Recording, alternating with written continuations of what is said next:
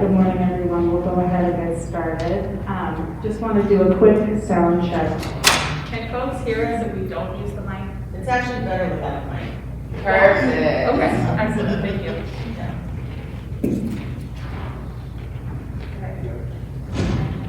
Okay. Good morning, everyone. Thank you for joining us for the Paid Family Medical Leave presentation. I am Jordan Whitley. My name is Tzil Sandoval. And we'll go ahead and get started. Accompanying us is Anna Gonzalez and Debbie Stone. They will be available to help us throughout the presentation and then also taking Q&A at the end for folks. As questions come up, we've got an hour and a half, so as questions come up, you're welcome to ask, but we do have a Q&A section at the end. Okay. Quick intros, you can read that. I'll just say that again, I'm Jordan Whitley. My pronouns are they, them, she, her, and I am the Community Engagement Manager at the Employment Security Office in Olympia, and then T. Yeah, hi. My name is Tzil Sandoval. As you will see a little bit more about me there. I came into the team, or onto the team, I would say, in February of this year, so still very new. We're a team of 2 for the entire state, and so we've really been trying to find our way to our partners to kind of continue to solidify those relationships and really try to get folks like Debbie and Anna where they want to go and to be able to be here with us. They're the ones that have the expertise and the knowledge, being the specialists that folks talk to directly. So we're really excited here. This presentation is sort of structured so that we start at a higher overview and then kind of go into the details a little bit more. So you'll see our agenda when we did our introductions. We'll have your program overview, looking closer at benefits, applying, and then some post-application information. And that's where we have the Q&A. But like Jordan said, if you all have questions throughout, or there's like lingering things, you want to do some word definitions, we'd love to do that to make sure that the presentation is as accessible as possible. And we'd also just really be happy to go back to the presentation at any point if something went by too fast, or if you're like, hey, can you run it back one more time? So we'll start with the program overview. As a high-level summary, paid family medical leave is intended to support all workers and employers within the state that need to step away from work due to certain health and life circumstances without having to quit their job or use their work sick leave. So it'll include full-time, part-time, temporary, seasonal workers, and while work needs to be localized in Washington, there is a little bit of a gray area if you have telework or you're working remotely. If that is the case, we really recommend you talk to your HR representative. They're the ones who can tell you a little bit more about that.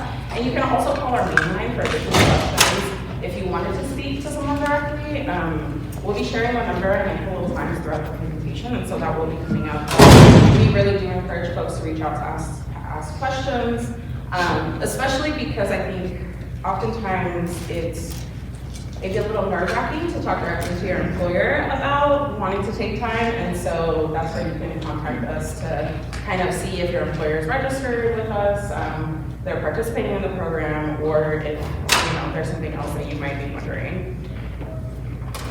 Our general process overview. So we first have to check see if you meet the eligibility requirements. Oftentimes, so what this looks like is our customer care teams work hard to process applications in order to shorten the wait times and deliver decisions quickly. Currently, we're saying that it's taking roughly within 10 to 15 business days to have your applications processed, assuming that no additional applications are needed and that there's no complications with your application. And while processing times may vary, the department is dedicated to addressing delays that may come up and try to contact people as soon as they're able. Something else that's worth mentioning is that our specialists and technicians are only looking to verify hours worked when connecting with your employers. There is no investigation into other documents or information. The state only needs to ensure that people work the hours that they say they did. So Once you meet eligibility requirements, which is numbers of hours worked, and your qualifying event, then you can apply for paid leave. You can apply directly through us, not your employer. So you would go to our paidleave.law.org website to get the application. And then once your specialist works on your application, they make a decision whether or not to approve or deny. And then at that point, you and your employer are notified upon the decision if your application has been approved or denied. So currently, who cannot access our paid leave program? Federal employees, employees working for tribal nations. There's a different process for our tribal nation folks. Self-employed individuals who haven't opted in to the program, and then employees covered under a collective bargaining agreement that has not expired, been revised or renegotiated since October 19, 2017. Questions about that? Cool. We do want to mention though, I think we have gotten these questions in the past where folks ask us about the federal program and about paid medical leave. And so for the purposes of today, we're not really going to be going in depth about the federal program. And we do want to share that because we are employees of the state, we're not really able to explain the ins and outs of how that federal program works or any advice on how to apply, how to obtain those benefits.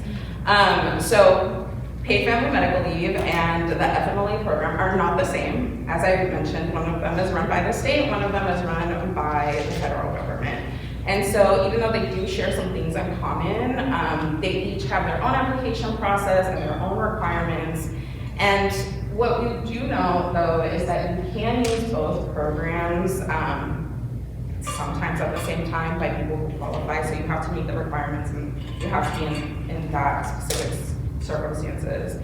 And you will not, like when you, this is a big room. I will just say, okay, it is warm up here. I don't know if you all can tell I'm a little nervous. And so, pardon me.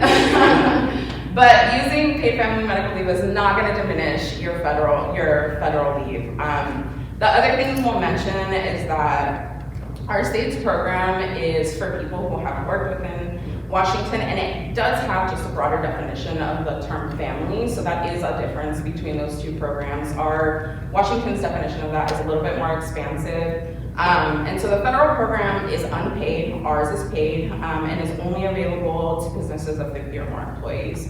And while they do both offer job protection, there are circumstances in which that may not always be the case, right? Such as layoffs or position eliminations. So those are just like broader level differences of the programs. I like to emphasize that because Washington's paid leave is run through the state. You just don't have to worry about having or disclosing information to the federal government if that's something that is of a concern or if it's a barrier to access other programs. You're going to be working directly with Washington, and so you just have a little bit of different access. The next phase of our presentation is for benefits, requirements, and timelines. And so we'll be sharing more detailed information about that, and we'll also be sharing some expanded definitions about the kinds of leave and how they're defined. And as you may know, there's medical leave and then there's family leave. Family leave includes bonding leave, which can be accessed after birth and recovery, and or when welcoming a new family member into your home, should you be adopting or a caregiver. They do have to be under 18. So we're gonna get a little bit more into that. When it comes down to medical leave, it generally includes serious illnesses and injuries, pregnancy, chronic conditions, some substance abuse support, and mental health treatment. That could include receiving cancer treatment, dialysis, or even if you're experiencing the onset of a new illness. It is defined by law, and so that's where you would go to meet the requirements for that. You do also need, and it is based on a healthcare provider certification. So when you go to apply for a program, you'll need to get a medical certification by a filled out medical certificate. You're doing that. And your healthcare provider in that document will disclose the amount of time that you qualify for, what you're going to be taking leave for, and that's the information that our specialists are going to use to process those applications. I do want to note that when it comes down to mental health, it does include things such as inpatient care in a hospital, hospice, residential medical care facility, and it does include just any period of incapacity or continuing treatment by a healthcare provider. So you would also be able to access the program through that. And it is available for prenatal care and postnatal care, including complications that may arise. Things that are not considered a serious health condition would be like the common cold, earaches, upset stomach, minor ulcers, headaches and other migraines, or routine dental work, or orthodontial problems. I will note that we do know that healthcare providers don't always know how to complete our forms, and so the good thing is that our application packet's online, which will show you a little bit more about our help center and our website. They do include directions for your healthcare provider on how to fill that document out, the information that's going to be needed, so there's a little bit more guidance for them on there as well. We had a question. I was just going to ask, what's an example of using both of them? Of the federal medical leave and the paid family medical leave? Yeah, when you use both, it's a good example for that. Your employer will notify you if you need to take FMLA, and it's for if they have more than 50 employees is the only time that you can use FMLA. You have to have worked 1,250 hours within a year's time to qualify for FMLA, but your employer will give you the paperwork and tell you that you need FMLA. So if you work for a small business, there is no FMLA. But they do work together, and for job protection, you can use both of them at the same time, as long as it overlaps by 1 day, the FMLA and the paid leave. Health insurance. FMLA, if your health insurance or your employer, if you're sick, if you only take paid leave, your employer could unfortunately cancel your health insurance on you. She answered my question. Anna answered my question. Thank you. All right, family leave. So this is where you are caring for your loved one. And this could be, this could be caring for your loved one that has a serious health condition. This could be bonding with your new child entering into your home. It could be used for military exigency. When considering bonding leave, please know that that falls within family leave. I know for some folks that are birthing parents, that's first applied for medical leave, it might make sense in your mind to then also apply medical leave for bonding. You actually want to make sure that you do family leave for the bonding leave application. It would begin after your baby is born or once an adoptive parent or guardian welcomes the new family member into the home, and as T said, they cannot be older than 18. And if seeking bonding leave after having taken leave for another reason, you would need to submit another application. For military exigency related, military exigency is related to a family member's deployment or impending call to active duty. So some examples could include spending time together during reintegration, attending military ceremonies, dealing with short notice deployments, and taking care of a family member injured in combat or as a result of active service or active duty service.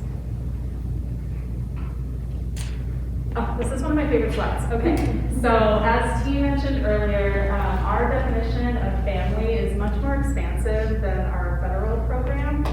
So it includes spouses, domestic partners, children, parents and legal guardians, your spouse's parents, the in-laws, your siblings, grandchildren, the grandparents, your spouse's grandparents, all the in-laws.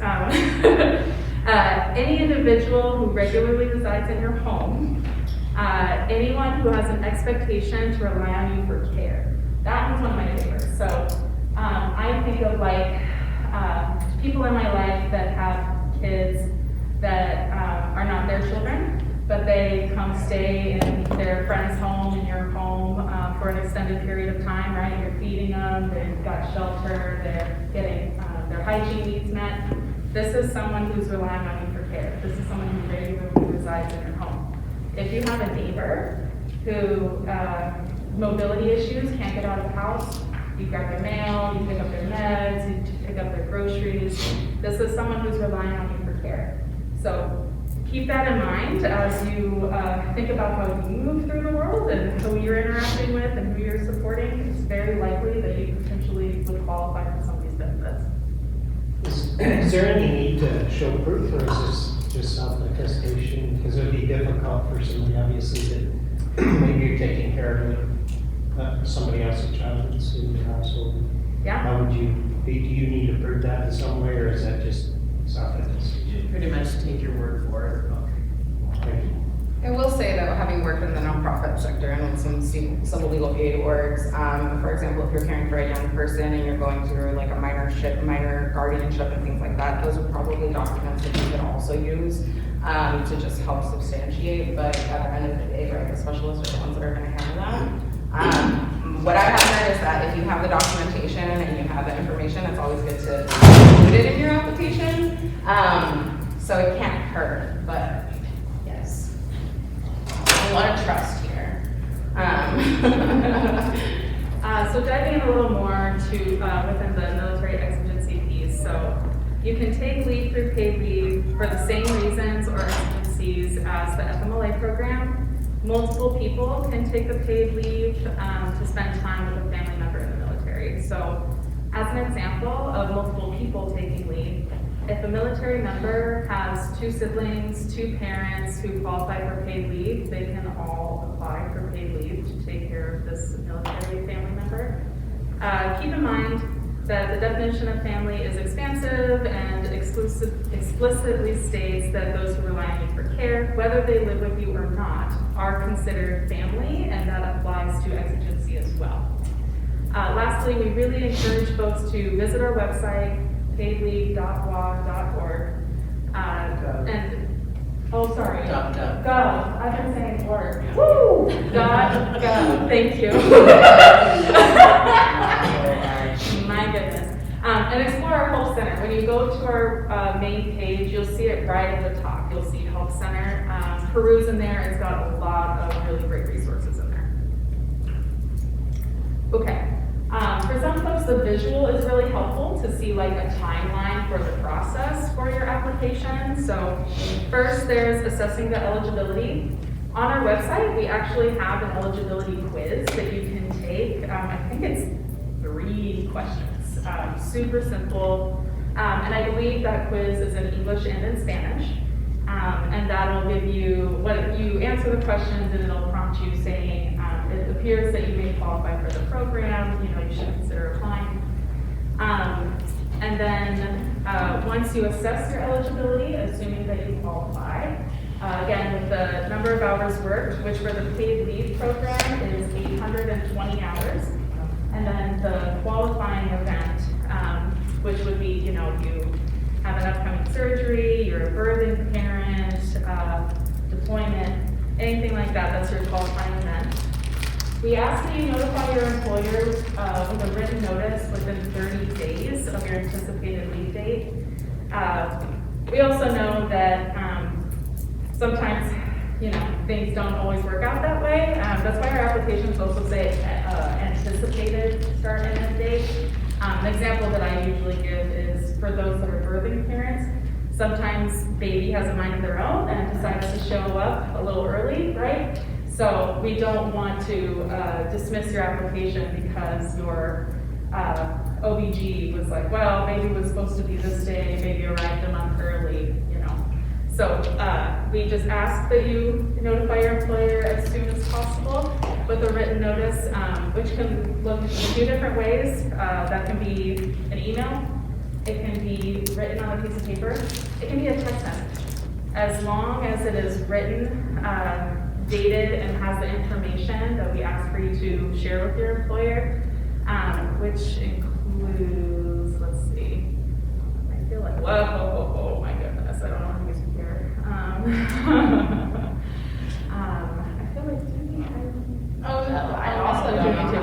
It's okay. You're hinting. And then the event happens, right? So then you you give birth, you have your surgery, you're caring for your loved one, that happens. Then you apply for your leave. This will be your medical leave application or your family leave application.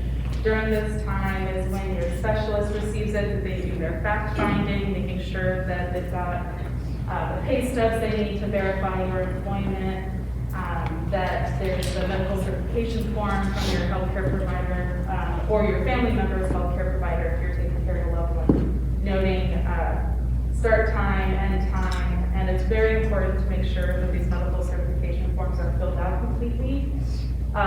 If you notice that your medical provider makes a mistake on the application, we ask that you either cross it out, write in the appropriate information, and then have your provider sign it again, or start over with a fresh form. We can't accept anything with whiteout on it. And then once your application's been processed, assuming it's approved, that's when you can start filing your claims. Thank you. So I was just gonna ask, so if it's an emergency that happens and you anticipate that there be, are you guys processing based on the start date or the anticipated start date or first in, first served? First in, first out. So that And 15 the order days, is received. so there's no way to expedite that roughly 15 days if it's something that happens suddenly? Well, you can file a hardship if you can, Okay. if you have a hardship, yeah. And you can, I'm sorry. There was just another question.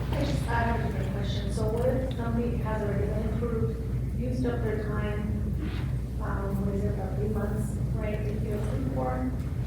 12 weeks, 16 weeks, or 18 weeks. Okay, so is there extensions, is protocol, we will apply for extensions if they need additional medical attention or time off?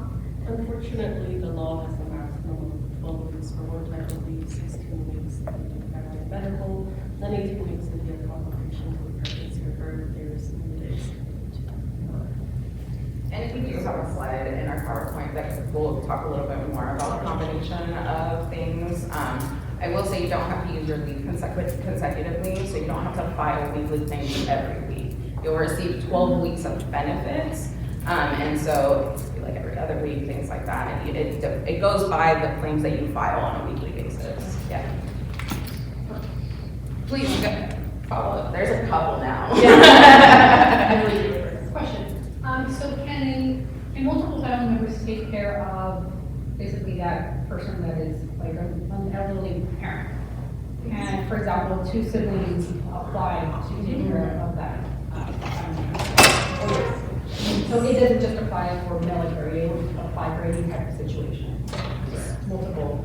So for family leave, yeah, family leave is the application you use for the military exigency piece, but you'd also use that for caring for a loved one with a serious health condition, or for bonding leave to welcome a new child into your home. Those are the 3 ways you would use the family leave application. What if your family is from another country, say Germany? And you need to fly out of Yeah, there. and so like my wife is German, her mother's German, and I need to fly back here, I'd be covered, she would be covered as well from her time away from work at the same time? As long as you both apply. She doesn't live here. If she didn't work in Washington. She has to be in Washington State. You have to work in the state of Washington. Got it, covered, thank you. However, I heard something underlying your question. If you have the person that you're caring for, right, you would be applying overseas. I believe some like the medical certification forms can be based off of a health provider, for example, that is in Germany, right? Sort of saying, yes, this is what's going on, signing the form, this is the date of like leave or whatever. So I know that there are provider forms that are accepted from different healthcare providers throughout the world. I was gonna say the US, I was like, oh, Yeah. I know you put your hand up for a while. So you said something about how many hours, is that in a year starting at January to December, or a year from the point where you're asking for help? So the specialist, my understanding, They look at the previous 12 months of employment. She's like, So- "No." And then, okay. 18, so if you applied in June, say you applied June 30th, we would go back 18 months to the first 4 quarters. And if you don't qualify in those 4 quarters, then we would go to the second, third, fourth, and first quarter. So there's a base and an alternative. So in that 18-month period, you just have to meet the 820 in 4 of those quarters. And in the slide that she showed a moment ago, it said that you have to use your sick leave. But if you don't have sick leave, You don't have to use your sick leave. Right. so my question is that I have PTO, and I don't want to burn my PTO. Can they make you take that prior to, No, that would be. well, that's something to say then? Your paid family medical leave is not connected to your PTO by your employer at all. I know the lady in the back I said, wonder what are the most common reasons that you see applications denied? Not, no ID, current ID, medical certification, incomplete, or they never did provide one, they don't follow up or complete their fact finding. We'll call them and send secure messages requesting. Or if the medical certification had whiteout, we can't accept it, so then we need a new one. So Applying for a future event is a common one too. Not apply in advance for an event, and I'll always get it done.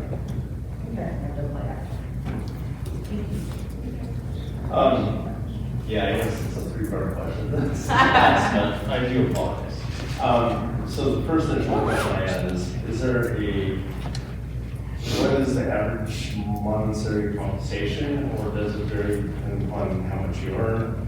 And with say that you, under Social Security, you have the dependents, or, the ill family member as your dependent, or as an veteran says, they're identified through VA as your dependent because they're a disabled parent.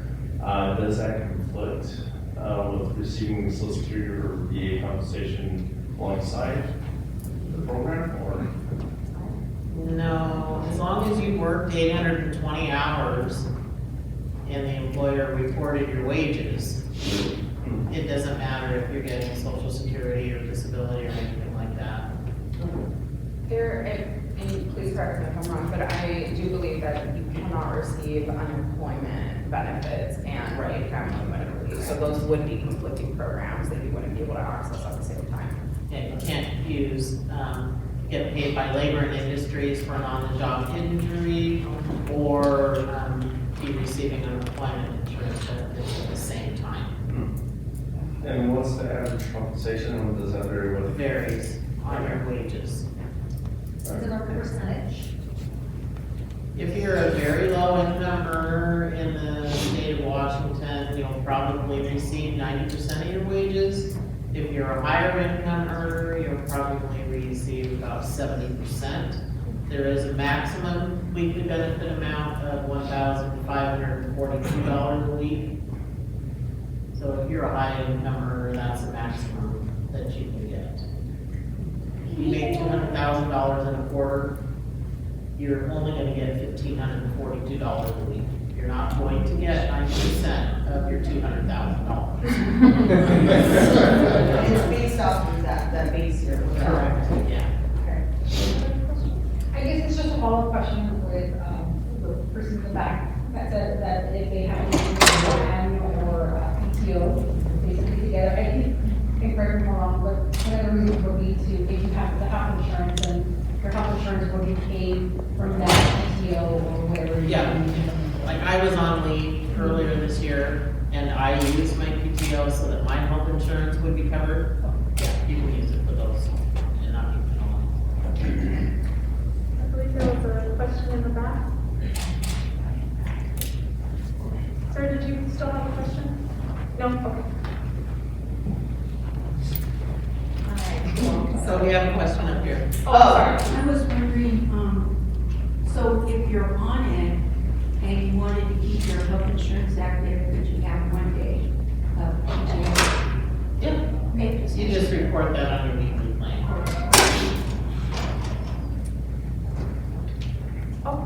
Sorry, the claiming it on your weekly claim, it's dependent on whether your employer allows it to be, what's it called, like supplemental? Is that You correct? don't report supplemental benefits on your weekly claims.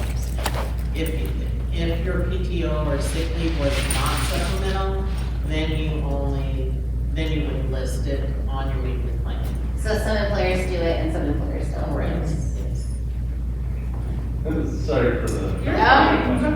Honestly, we're covering a lot that's in the Yeah. presentation already, so this is great, yeah. So you have like 820 hours, you met it, and then you become assaulted at your job, and you have to go under LNI for victim assault compensation. Then you come out and you have a family tragedy. Are you still able to collect? All at the same time. Yeah. You cannot do LNI and PTO at the same time. Oh, no, I mean, it ended, you went back to work, Oh, and okay. family tragedy happened. Yeah. Or you have to take care of elderly. Then you would apply again, yeah. And so that goes back to keeping in mind what the weekly max benefits will be, right? So it's those 12 weeks. So if you did 1 month, let's say the first incident was 2 months, 6 weeks, then it ends. Then you have your other benefits through a different program, and you come back, you'll only have those 6 weeks left. You're not gonna get a renewed 12 weeks. So it would be depleted based off of the amount that you used previously. All right. Is it 12 weeks per 5 years, 12 weeks per? Per application, so the 52 weeks, you have 52 weeks to use up your leave. Okay, so say you have a baby, 11 months later you have another baby. You're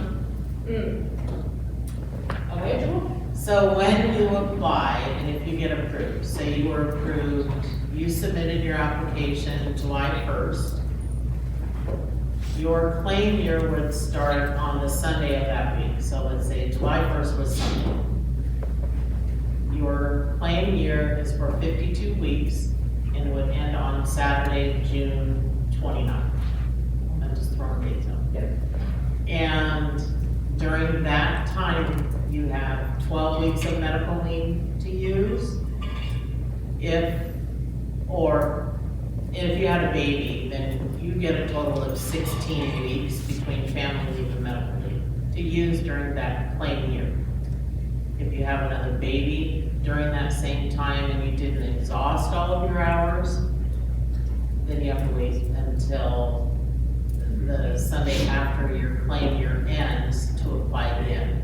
So essentially, every year, you could, But you can only use your bonding time up until the day before the baby turns 1. So, if you had a baby after having some medical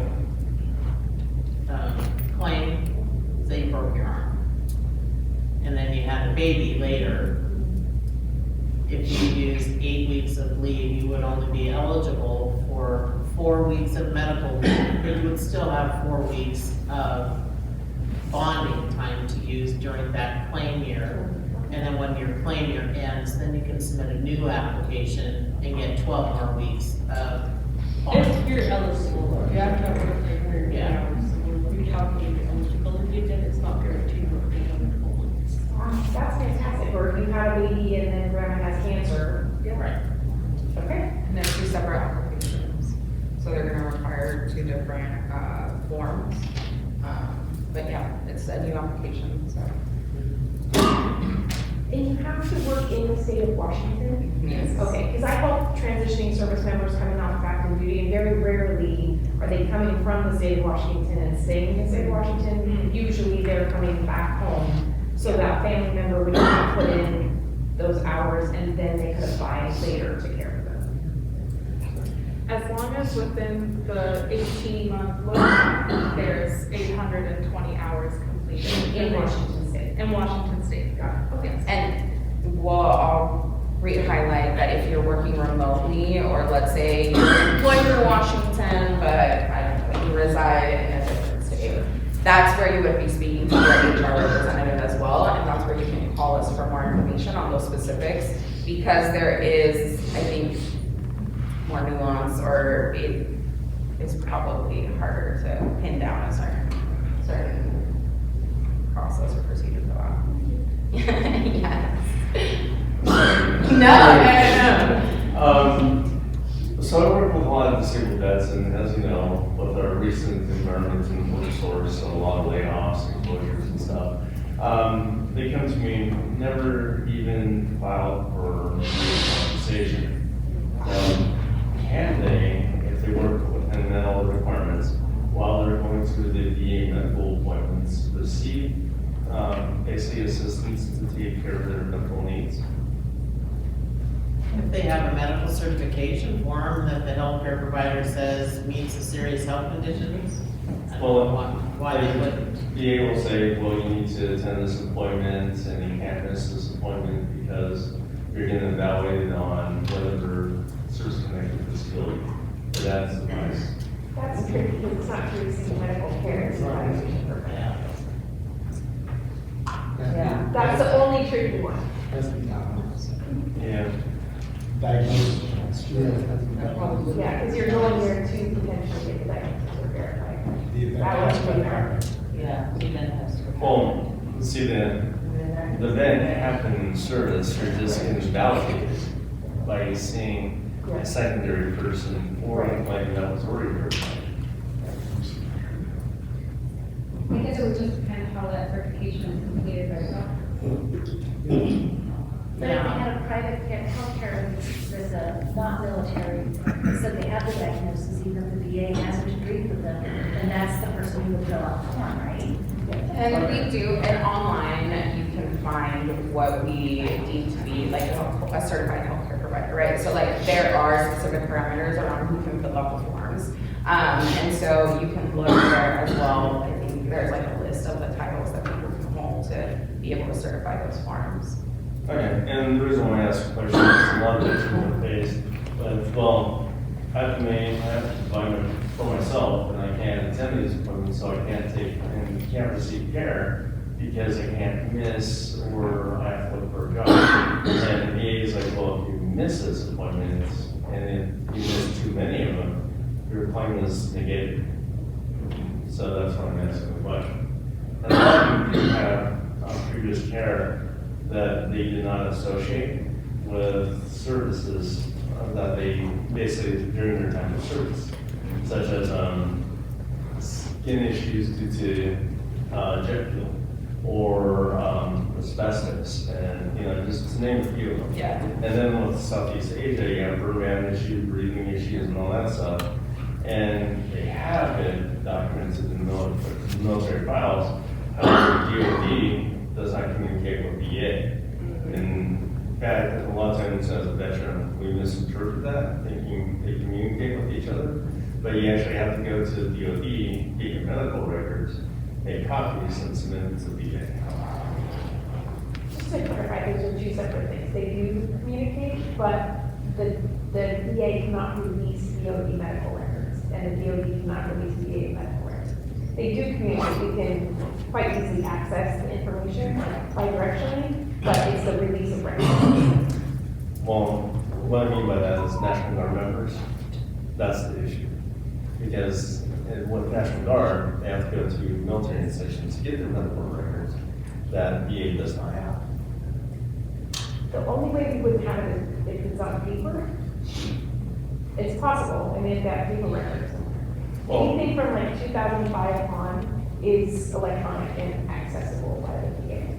Before that, it's sketchy, but Yeah. after that. well, only with if you're a Guard member, well, especially a Guard member, you have what they call an LOT, which is all paperwork. Correct. You have to fill out the paperwork that way. And then it's like, lots of times they don't communicate. And I know that from a personal thing because I put it to navigate together. I would also say, like, right, when you have multiple services that you're accessing and multiple providers, there's always sort of different ways that those places are navigated. They have different release policies and things like that. So having to coordinate with multiple service providers is always going to be difficult, and you're not going to be running into those issues. I think when it comes down to accessing paid family and medical leave, right, because we are like our own little state department, and you can reach out to us with specific questions like that. We know that like sometimes it's not, you can't go to the VA or you can't go to your employer to ask those questions, right? So we are a resource in that aspect to get a better understanding of how you can navigate those things. We already went through the slide in conversation. So, you know, as you saw, you must have worked 820 hours. It can include more than one employer, so we'll say that as well. The qualifying event, I think we've had a little bit more discussion around. So, and to just emphasize a little more around what T just said around having more than one employer, because I'm sure you, like, lots of us have multiple jobs, right? So as long as literally the hours worked is at least 820, then you're good to go. And here's where we were gonna discuss a little bit more on how long benefits last. So for 12 weeks, right, it's medical or family leave. For 16 weeks, it would be a combination of medical and family. So to the earlier example of maybe you having given birth, or a birthing parent has had a child, and then something happens to grandma or to someone else that relies on you for care, those would be, you're accessing family leave for the birth, and then, medical leave for the birth. Medical leave for the birth, and then family leave for what's going on with your loved one or whoever is relying on you for care. Or your bonding leave. Or your bonding leave, yes. And so when we haven't quite touched on 18 weeks, that would be the combined medical and family leave, and then you would only be able to get that 2-week extension for pregnancy and birth complications. Oh wow, I see what you mean now. It's a finicky thing. So those additional 2 weeks are only available to folks who have experience and are experiencing those complications, such as being put on bed rest or even experiencing postpartum depression. I really like to emphasize that for the medical leave, advocating with your healthcare provider is really key. I took medical leave for chronic conditions, things like that, but it does take some advocating for yourself sometimes with the healthcare provider to fill that out or to really recognize, especially around like mental health issues and chronic conditions, things like that. So if you can talk to your healthcare provider about that, they oftentimes will be able to understand or know that they can fill out that form for what you're asking for. I think sometimes that's what they get a little hung up on. So when you're accessing our program, will your employer know the details of your leave? No. No and yes, right? So what we will not be sharing will be your health information, the reason you've applied for leave, your weekly benefit amount, your payment amounts, your hours used, if your application is being redetermined or appealed, or if there are any other employers associated with your account or leave. While you can choose to share this information with your employer, you don't need to. So it's important to also be aware that some employers may ask for this information if they're providing you with supplemental benefits, right? So if they are also giving you supplemental benefits, they may ask you additional questions. When it comes down to accessing the state program, you don't need to. They're not going to know the ins and outs of your application. Does my employer have any other responsibilities? Yes. Yes, they do. So your employers are required to give notice to employees within 5 business days, or 5 business days after the employee's 7th consecutive day of absence due to family or medical leave, or within 5 business days after the employer has received notice that the absence is due to family or medical leave, whichever is later, according to our review. I'm so sorry. They are required to maintain and continue your health benefits, even if there's overlap with paid leave being taken and Oh, and then, for job protection, if there's at least 50 or more employees for your role, or excuse me, for your employer, you qualify for some job protection. If the employee has worked there for at least a year, and if the employee has worked with the same employer, for at least 1,250 hours. Oh, question, yes. Yeah, could we go back a slide? Sorry. Sure. Those ifs, is that like, does one criteria have to be fulfilled, or does all three criteria have to be fulfilled for the job protection? Oh, all three. Yes, thank you. How soon does the employer get notified after the person applies and gets their approval letter?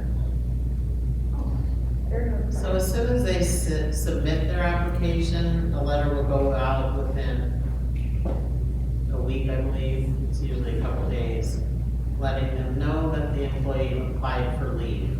Once a decision has been made on the application after it's been adjudicated, then they will get another notification saying the application was approved for leave between this date and this date, or it was denied.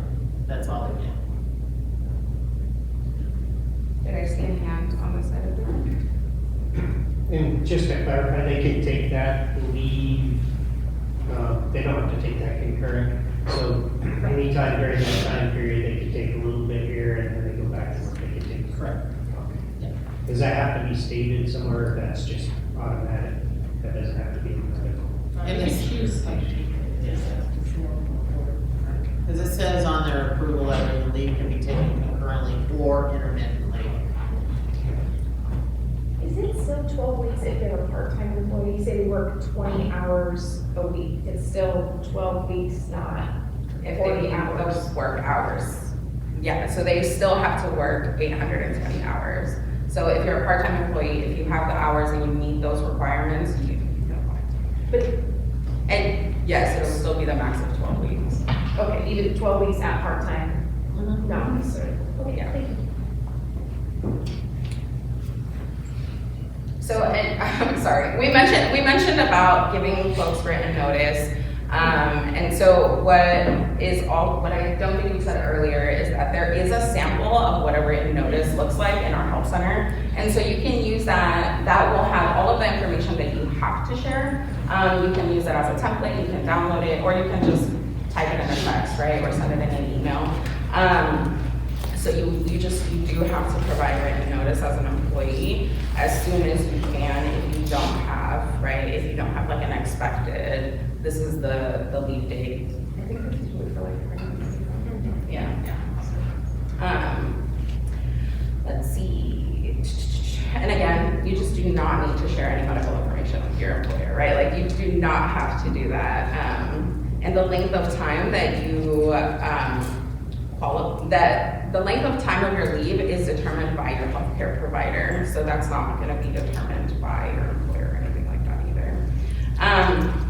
Question, how are you able to apply? You can send us a paper application, you can fax it, or you can go online. But before we get more into that, we do want to know if you're applying via fax or mail, there are going to be delays in processing time. You will not have online access to your claim, your status, your letters, and you will only be able to file your weekly claim over the phone, and payments will be available on a separate debit card. So you're not going to have the option to get direct deposit. If you are planning to submit your application online, just keep in mind, right, that your documents will be processed a little faster. You'll have online access to your claims, your status, your letters.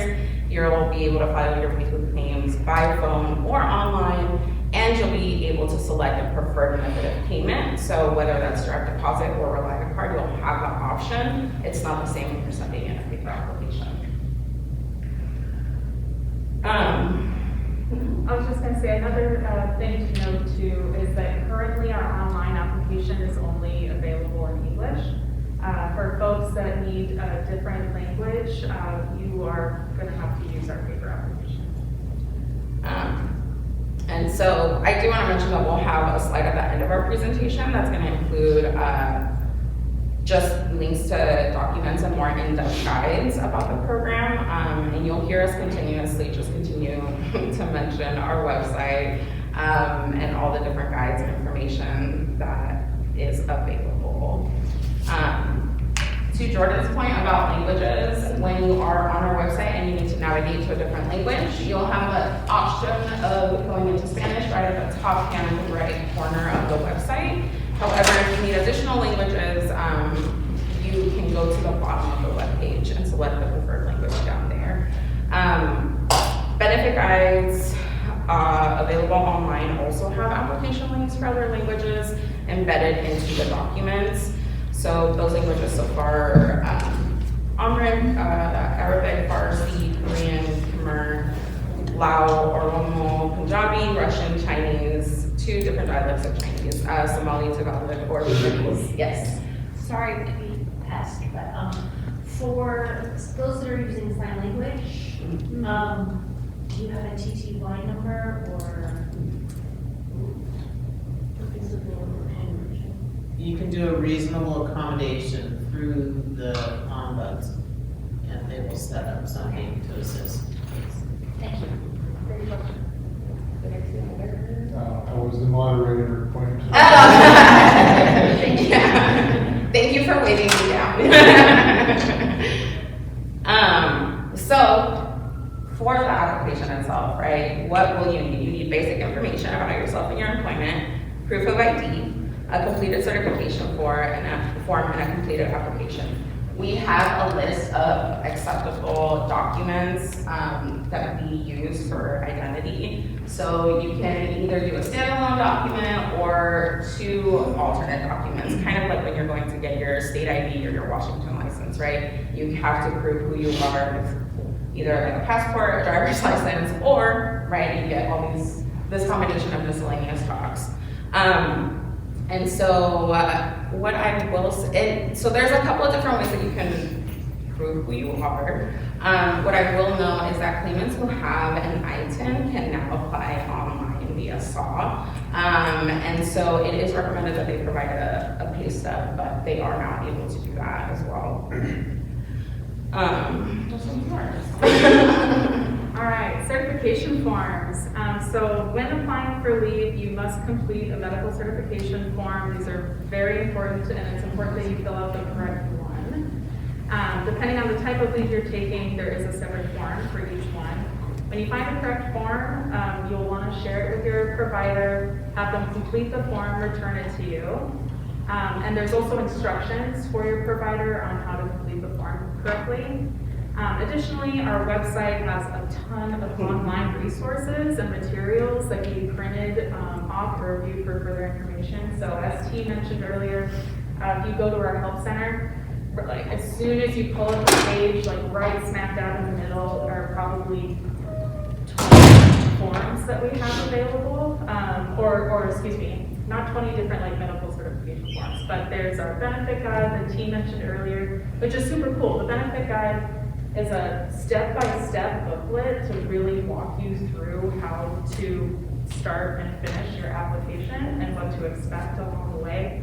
You can access that on our website as well.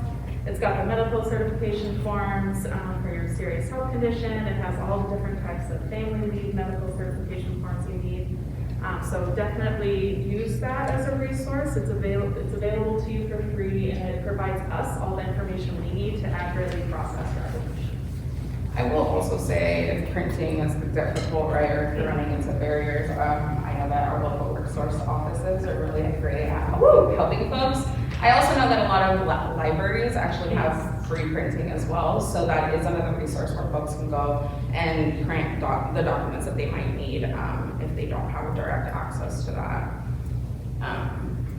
Okay, and so paper application or online submission, as T mentioned earlier, for folks that submit through mail or faxing, there's delayed processing times versus folks that complete the online application. It gets processed much faster. We do encourage folks to use the online application more so than paper. However, we also know that not everyone is a native English speaker or reader, so we do have those non-English applications available as well for print to be submitted. And a fun trick, so our paper application is not directly available on our website in English. So what you're gonna wanna do is that you're gonna go onto our website and you're gonna navigate that in Spanish for a little bit. The button is the same, right? The Help Center button will be located in the same place, so you click that, and then that first document in the middle will actually provide you with a benefit application that you can then print. Otherwise, you won't be able to access it through the Help Center in English. A fun tip, though, is once you get to this screen on the left-hand side, sometimes your browser will have a little extension that you can just translate the text directly into English. And so then you'll be able to see what button is what on there. But make sure you're on this page before you ask it to translate. Let's see. So, as we mentioned, in order to apply, you will need to create a SAW account. And Secure Access Washington is an online portal used to access Washington State services securely. You only need one SAW account to access multiple different services provided by the state, which includes us. So in SAW, you'll be able to link the paid family and medical leave service, and you'll be able to manage your account that way. Once linked, you will then be able to access our online portal for paid family and medical leave, so that you can access your account to do things such as apply for benefits, register your business, update your contact preferences, or even request walkers exemptions. So those are a little bit more technical information. Oh, you gave me this one. So your Secure Washington account registration and management can be overwhelming at first. Are folks here familiar with SAW?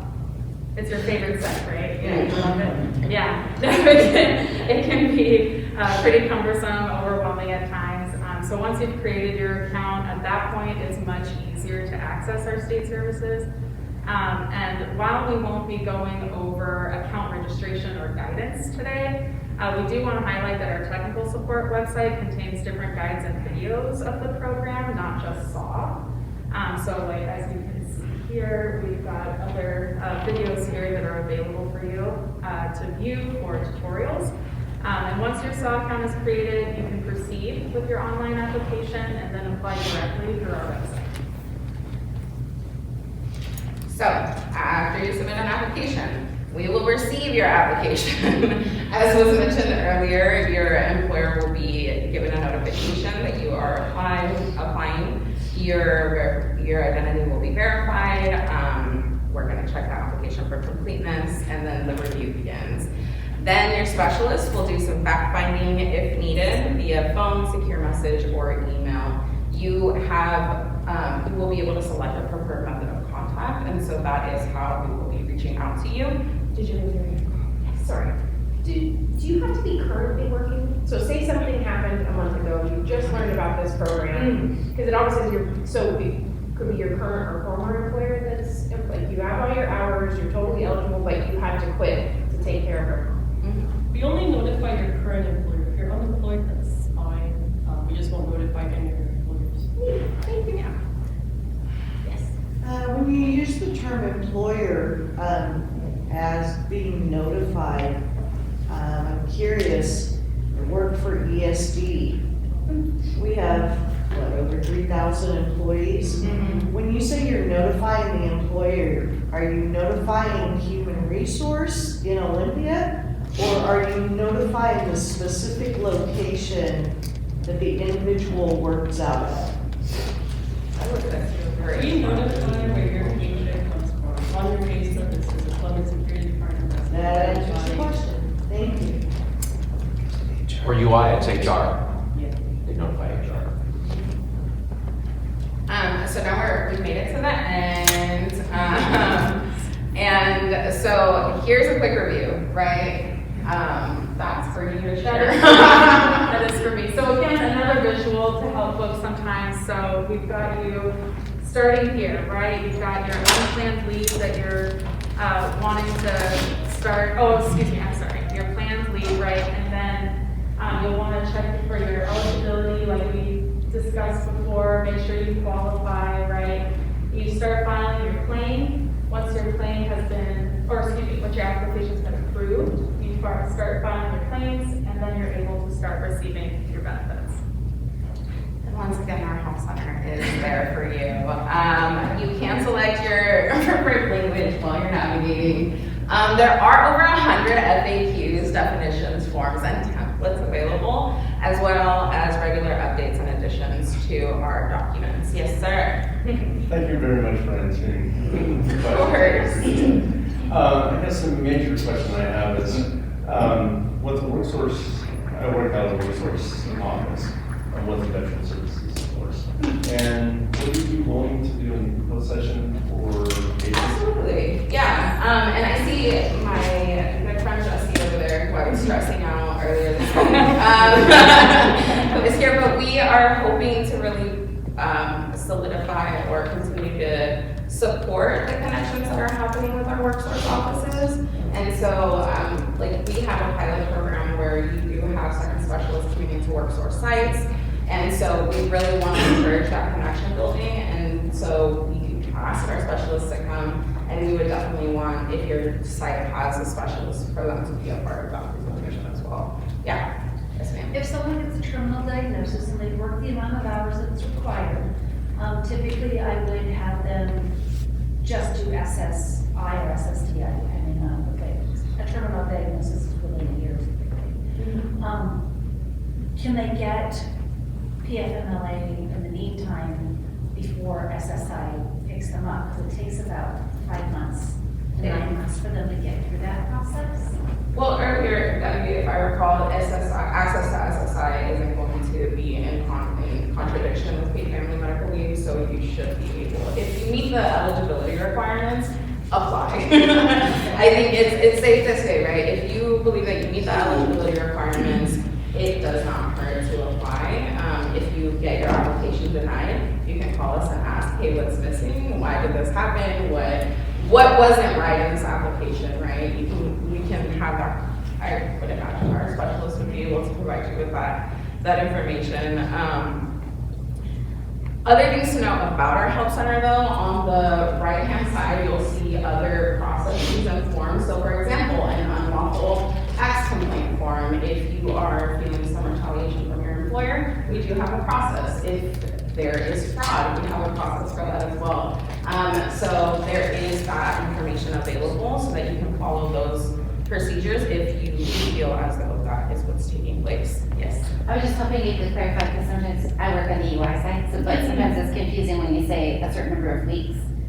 Because people will claim, but they only were out 1 day that week. It's actually the number of hours, correct? So if it's only 12 weeks if you took the whole entire week for 12 weeks. Yes. So if you were approved with, say, a typical work week hour of 40 hours, you would multiply 40 times 12. So you have 480 hours to use during that. Thank you for clarifying that. That's what I was trying to get at. Oh. So for somebody like has treatment every Friday, for example, and has to be off every Friday, it lasts a lot longer than 12 weeks, I guess is what it is. That's If you're only off a day a week. So when you file your weekly claim, you'll report how many hours you worked, and then we'll subtract that from your typical work week hours and pay you the difference. So if you missed 8 hours, you worked 32 hours, we're gonna pay you for 8 hours of your weekly benefit. But it only takes 8 hours out of the amount of hours that you're allowed, instead of a week. Thank you so much. I have a follow-up question. So when it's 8 hours that they're going to apply for the pay of money, do they just pay a percentage from that 8 hours? Yeah, Like a it's 90% prorated amount. basically? It's not full. It's not the full 8 hours that you get paid for a week. Because our weeks go Sunday through Saturday, so it's a 7-day work week, just like UI. So you're gonna get a prorated amount. Great questions. We've reached the end. So this is how you can contact us. Our mailing address we also have available if you would like that for future use. But yeah, if there are any other questions, now would be the time. I feel like we've had a really good discussion. Yes. Are there any retroactive benefits? Say again, you just learned about this, but you've been out for a month, or is it only, you just learned, you filed, you can get it starting next week? It's not. Could apply within 30 days of your event. Anything more than that would need to cost. So if they apply within 30 days of their event, it could potentially pay back the time missed in the previous 3 days. So all in the slides said you can't be charged to get your FMLA document filled out. Correct. Does that apply to co-pays through the insurance companies? Let's say, for example, the doctor requires you to make a separate appointment just to fill out this FMLA document. So in turn, by visiting a doctor, you're getting charged a co-pay for it, so you're technically getting charged. Is that? What it refers to is before that law was in place, some doctors would say, I'll fill out your forms, and I'm gonna charge you $20 or $100. You can't do that anymore. Okay, so the insurance company can do that. Okay, gotcha. Thank you. I have a question.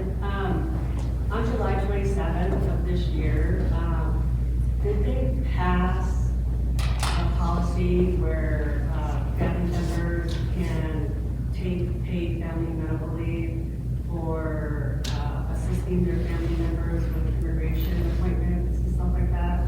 I did read something like that, but I didn't see it on. That's a good question. I don't know. Yeah. Because I got a notification, and so I read it, and stating that in Washington State, employees can now use their accrued paid sick leave to attend and prepare for immigration-related proceedings for themselves or their family members. This expansion of the paid sick leave law effective July 27th, 2025 ensures that employees don't have to choose between their jobs and legal proceedings related to immigration. That sounds like sick leave, paid time off from your employer. So it's not Yeah. paid family member. Okay. Yeah. Any questions? So I have a question on the providers, or like those family members that are like chronically ill, they're required for all the time. The certification, who should the certification come from? The specialist, the primary doctor, or does it not really even matter? It doesn't matter, as long as they can describe drugs. I can verify that it's based on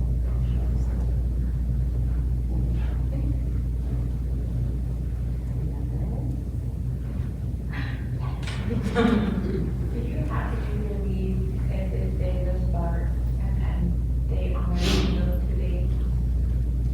I could not hear you. I'm sorry. Do you have to use your benefit amount throughout the start date and the end date that the provider was listed on the certificate? Yeah. Even though you don't have to use all of the 12 weeks, right, of your benefits, that would be the time that you could, that would be like it's in that window. Anyone else? I think you all are free. Oh, one more. Oh, one more, yes. So one of my coworkers that left wanted me to ask, what does job security mean? I'm assuming in the terms of paid FMLA, FMLA, something along that line.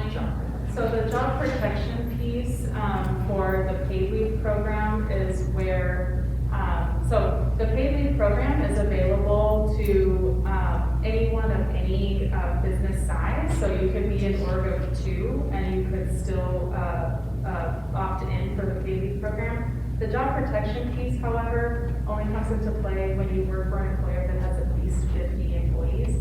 And that's where they would need to have worked there at least a full calendar year and have worked the 1,250 hours. That's where the job protection comes in. And my understanding is what is required by your employer is that you come back to your same job or a job of the same title and pay rank. So like as, for example, if you're away on leave and then they eliminate your role for whatever reason, they have to provide you a job to come back to. So that has to be. So I'm assuming that's what she meant with job security, is being able to come back basically to Yes. the job and not, you know, when they come back, basically not have that. Question? Yes. Do you know how long they have to keep you? My nephew came back from paternity leave and then was terminated 2 months later. Oh. I mean, they have to keep you on while you're on leave, right? But you came back and then they terminated. I believe technically, like, even if you came back for a day, they would be able to let you go after that, yeah. But if you feel it is unlawful, Yes. file an unlawful complaint with paid leave. Which the form you will find in our help center, that was one of